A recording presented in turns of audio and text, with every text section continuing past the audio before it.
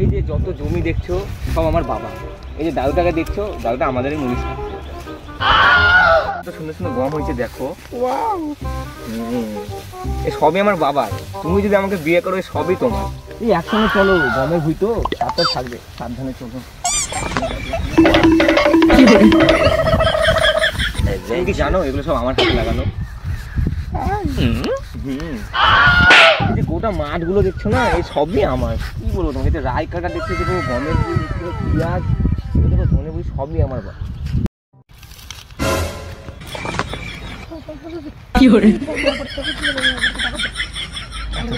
সুন্দর দেখতে।